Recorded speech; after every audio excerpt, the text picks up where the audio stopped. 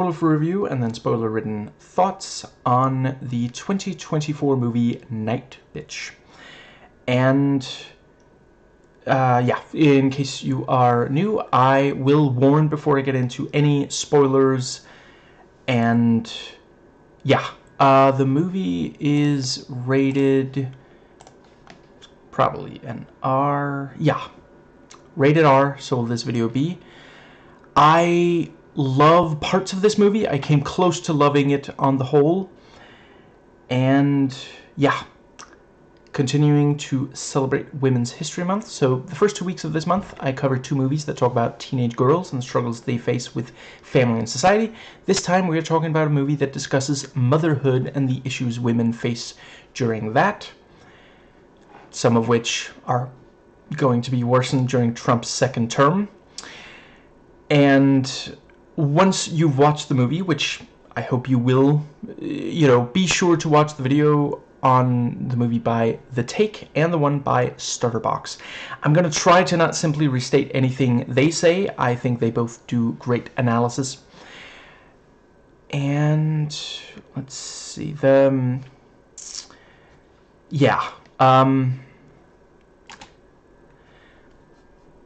movie definitely has things that really, really work.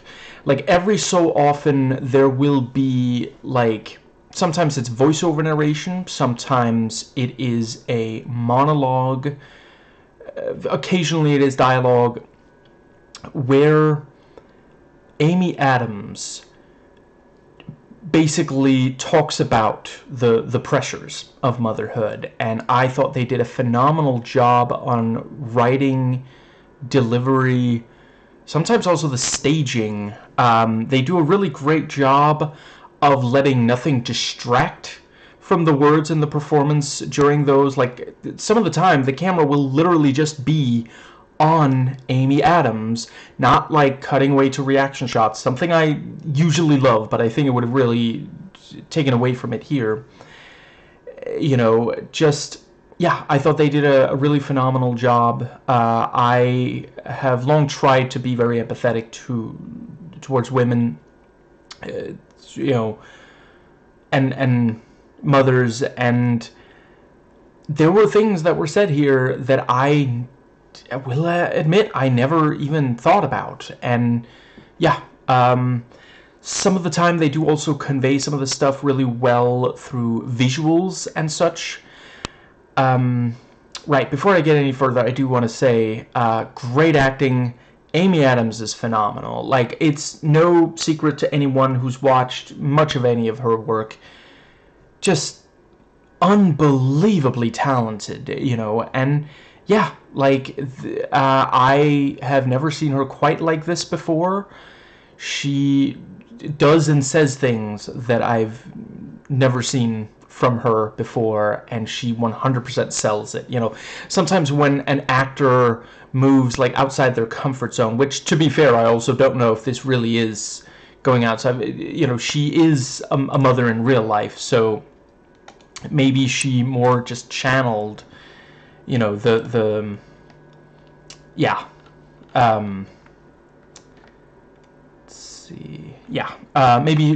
she did just channel the actual, but yeah, sometimes when an actor moves outside their comfort zone, you can feel this kind of like apprehension and like awkwardness.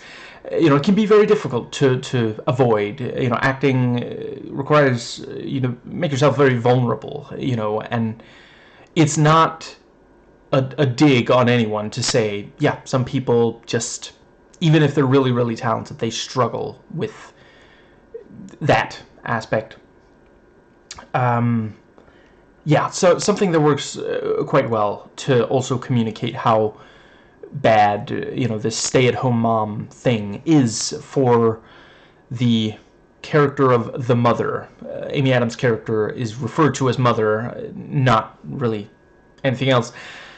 And one way that they do is this montage where we see over and over, she puts some butter on the pan, and then something that I could not completely identify. I'm not sure if it's fish or chicken or some kind of bread. Anyway, some kind of food for the kid. And yeah, there's a part where we do just see several times this, just her doing that, and then it'll show a little bit more of the day, then some more, then back to the food preparation, you know, really underlining the tedium of it. You know, essentially the movie presents, you know, to be clear, I don't know that this is supposed to be like universal, and some parts I would, you know, sincerely hope are exaggerated, but you know, not a mom myself, obviously, you know, being a cis man and all, you know, yeah, it is very much saying, you know, at least this particular, perhaps not all, but this particular, and many, you know, for many it is, you know, they aren't listened to when they talk about it. And which, to be clear, this is not me, like, putting words in their mouths. This is something I've heard mothers say. You know, so, yeah. Her days are spent taking care of the kid. They are tedium broken up by occasional disaster. You know, the kid does something that she has to fix. You know, the father does not spend very much time there, and then when he finally does show up, he just complains about his job instead of really making sure that she's okay with how things are going. There's some really great uses of music, some needle drops to very, you know, well-known pieces of music. These always work, and I think that might more or less be what I can say that isn't a spoiler. So, yeah, I wish that it was a movie that I could unequivocally say that I absolutely love. Ultimately, there's just certain things that don't work quite as well. Now, so yeah, I have a complete list where I rank all the, yeah, yeah, all of the recent, you know, progressive films that are comedy and or horror, at the very least in part, and yeah, a ranking from worst to best. And, you know, really the very first one, the very bottom one, is the only that,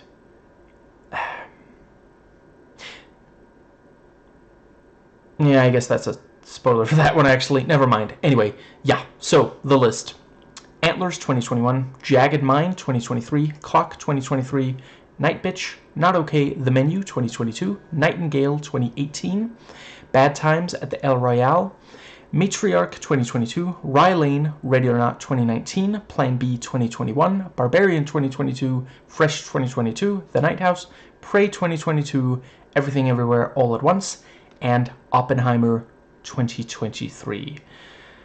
And to be clear, the fact that the male, you know, one of the more male-centered ones is at the very top is not like, you know, I really love the female-centric ones. And yeah, that is it for the spoiler-free part. So we are going to get into the spoiler section, and I want to start by, yeah, a couple of things before I get too much into detail. Me not loving this as much as I wanted to has nothing to do with the fact that, because apparently some a non-zero number of men watched this thinking, oh, it's like a werewolf movie, and went on and on about how disappointed they were it wasn't a werewolf movie, and didn't engage as much as I had hoped when I started watching that video. With the feminist themes, I just want to make clear that's not what this is. I would much rather a movie just like barely do this kind of, more fantastical twist, and otherwise, and do a really solid exploration of motherhood, which I do think this does, than just like a werewolf movie. Like, I don't know why that guy didn't just go watch a different werewolf movie. There's so many of them. I could probably name more movies that are werewolf movies than ones that like take an honest look at motherhood, but moving on.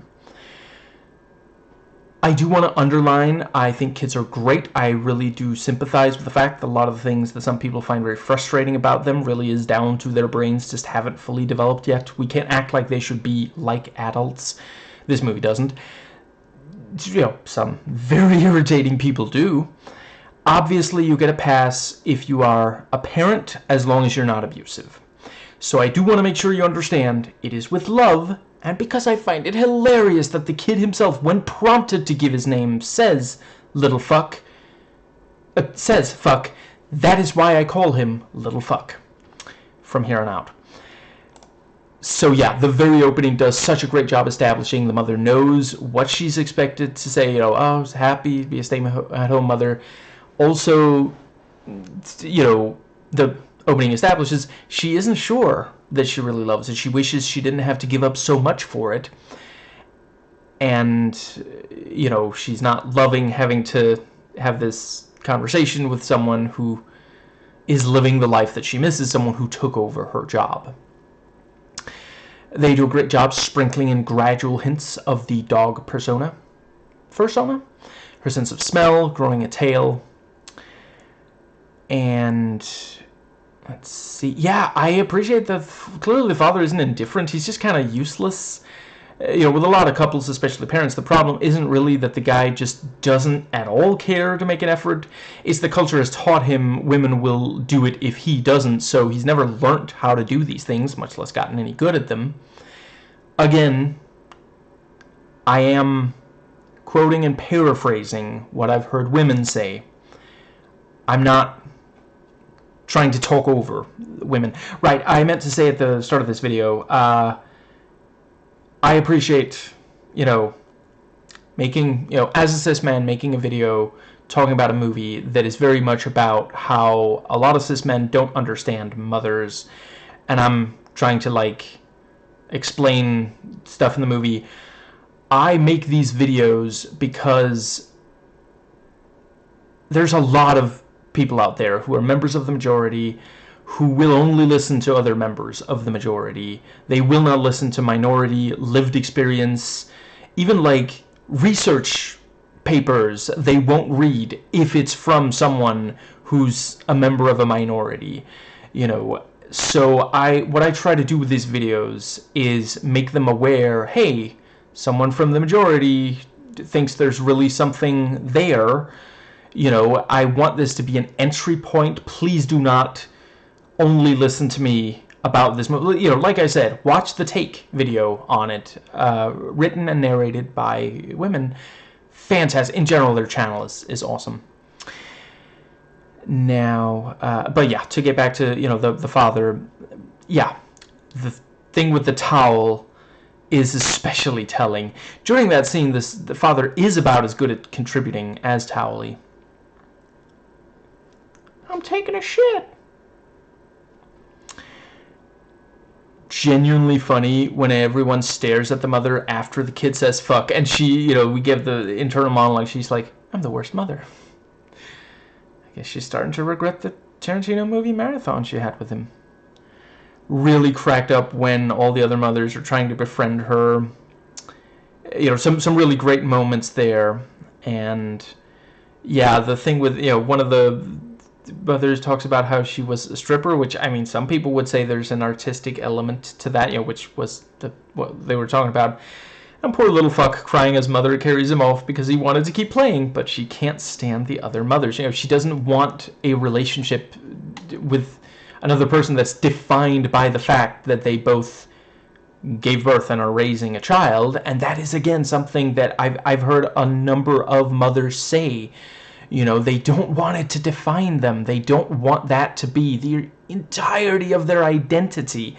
They were a person before they became a mother, and now they feel like so many people's, society in general is trying to take that away from them. There's so many mothers who've been judged for, like, just spending a little time and some money on stuff that means a lot to them that doesn't necessarily, mean a lot to the kid or, father or the like, but yeah, they're genuinely just not seen as full people, and that's something we really have to deal with. And I think movies like this might be able to. Right, fuck, I meant to say I did not read the book. I wanted to. My library doesn't have it. The father comes home and it's like, oh God, work was hell. It's exhausting spray painting false God on a Superman statue. Oh God, I am so glad that mother, not that I expected her to, did not give little fuck candy. He would be up all night. The father asks if they can have sex. I guess he saw the content warning at the start of the movie. Stream. If you stream it, it says sex. And anyway. And then he gets really upset by the way she turned him down. He can be a real a-hole. And he also doesn't have a reaction when she talks about the additional nips, which makes me wonder if that means she also only imagined telling him. I don't know, it could be a joke about how inattentive some men can be. Maybe I need to watch it again. But yeah, that was, I do quite appreciate, I think they do a good job of that. Clearly there is some confusion, like not everything that we see in the movie happens 100% literally the way we see it. Even if you wanted to say, like, I don't know that I'm the right person to judge whether how much of the transformation stuff is real and how much of it is purely metaphor.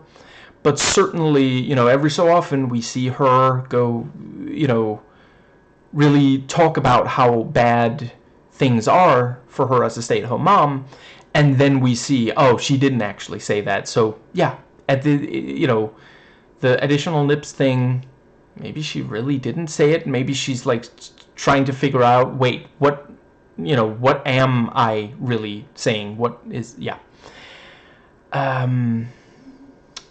The words "can I get in" are basically a single entendre.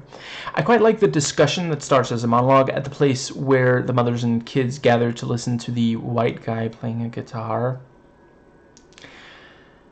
I just want you all to know, it's important to me that you know, I stopped playing a guitar many, many years ago, like 20 years ago or something. I have not touched a guitar since. I would not play a guitar at someone who, like, I might perform for someone, back then. Today, I would never have just played at someone. But yeah, the discussion, they really get into a lot of the reasons why motherhood is so straining for many. And I especially loved after Amy Adams character says a bunch of stuff. She's like, oh, right, shit, you're pregnant right now. Sorry. Even the father has to get in on the dog act if he wants something to eat. So I genuinely found fascinating the thing with her training the kid as a dog, because, like, what we know about child psychology, yeah, it would be bad to raise a kid like that, but it's, to be clear, I'm not saying that as a criticism. you know, it's media. It's a piece of fiction. This is not supposed, you know. In general, you should be very wary and werewolfy about taking any kind of direct prescriptive advice from a piece of fiction. You know, like if you pick something up on there that's like, oh, maybe that would work in real life. Think about it. Think it through before you start doing it. You know. And I do say that as someone who myself has sometimes caught myself doing something and been like, oh, fuck, that's from that movie, isn't it? Now, let's see, there's actually, I've pretty much stopped doing it, but there was a while where if someone explained, you know, if someone clears something up for me, I would say, thank you for explaining. And it took me a while to realize, yeah, that's from Terminator: The Sarah Connor Chronicles, you know. Anyway, but yeah, you know, the movie actually, you know, says, I mean, maybe it would work better if you did have the kind of, you know, it's not saying go out and do it. It's toying with this thing of like, well, you know, there is a lot of weirdness in, you know, parenting, motherhood. Now, let's see.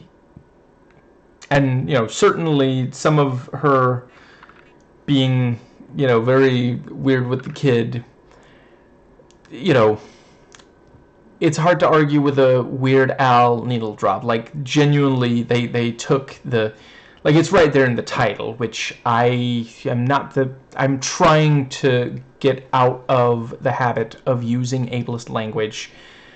Okay, so it starts with the words, dare to be.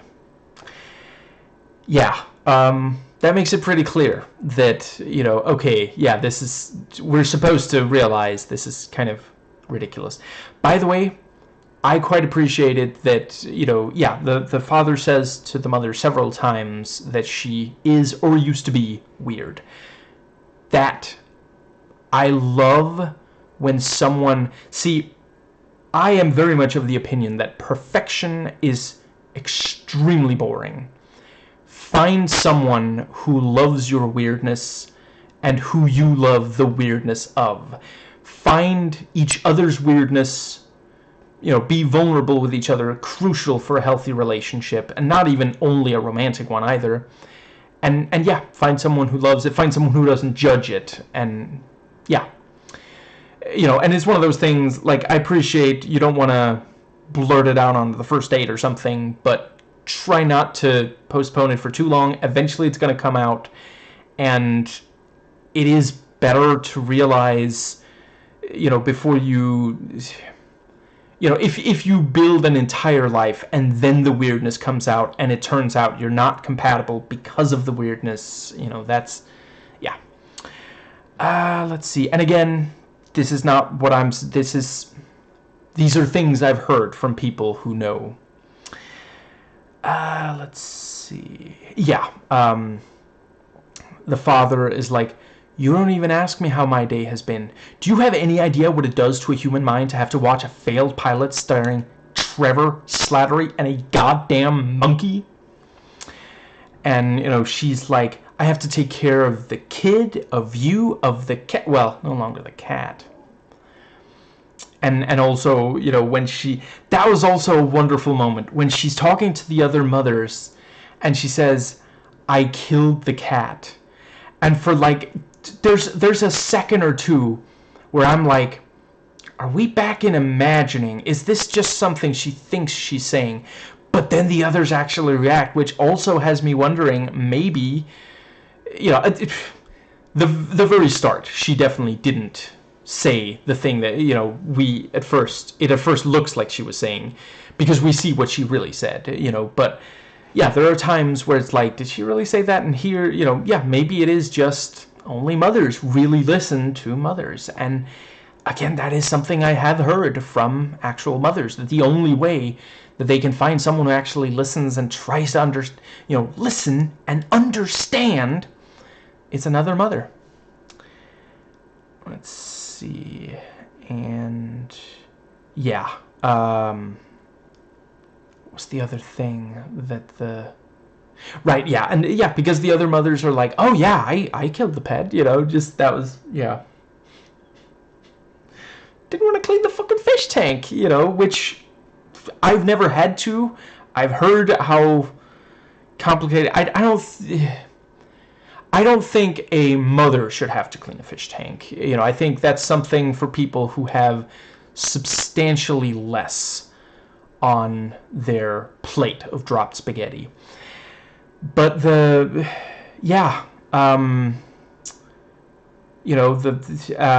of them is like, Percy flew away, and mother is like, this is the first I'm hearing of a Percy. Who's Percy?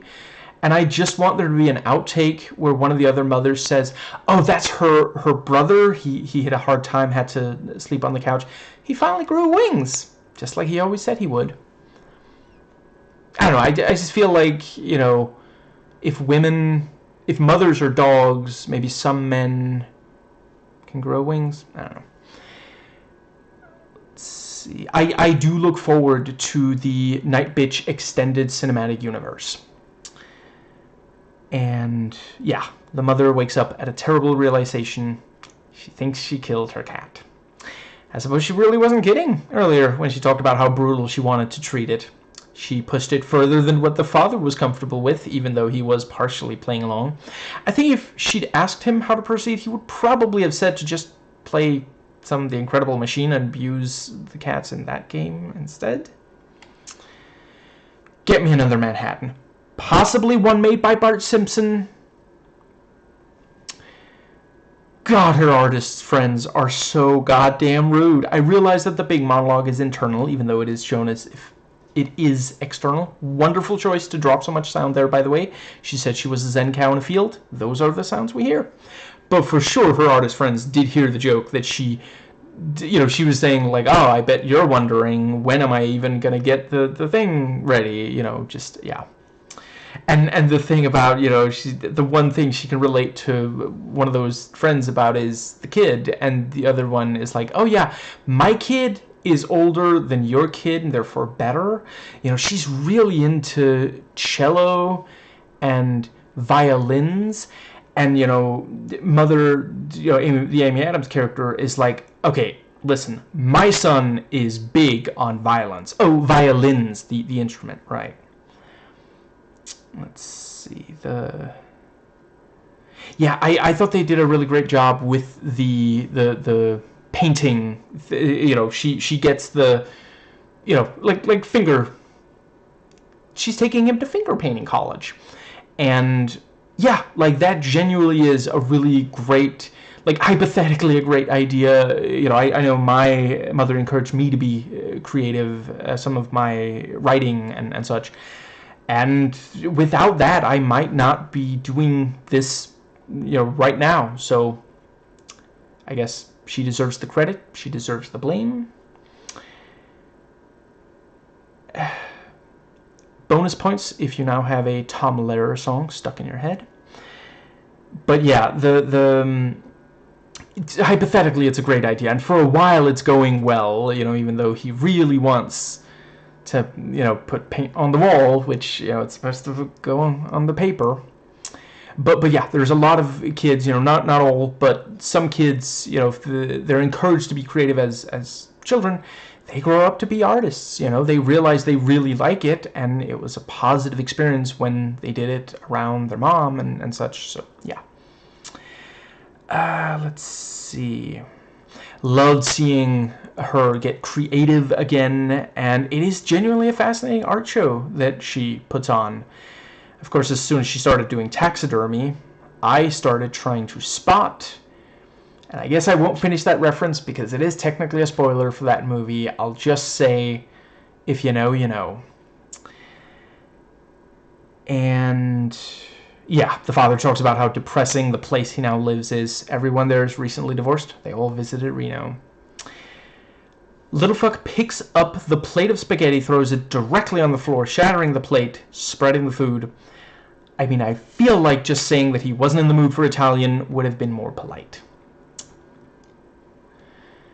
And the clips of the mother's mother do a really good job conveying, you know, in order to fully understand motherhood, you do have to go through it. You cannot experience it 100% secondhand.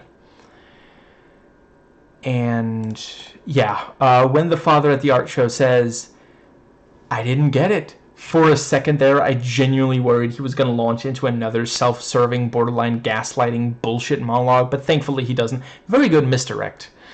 I leave it up to women to say whether or not it is accurate that at least some clueless men can be better fathers and husbands once they fully understand all that the woman has given up. I hope it is. Or, you know, come as close as, you know, a cis man can to fully understanding motherhood. Yeah, I think that pretty much covers. But yeah, I really did appreciate, you know, yeah, when she isn't having to take care of a kid 24/7, you know, yeah, she rediscovers who she was, and it gives her back her joie de vivre.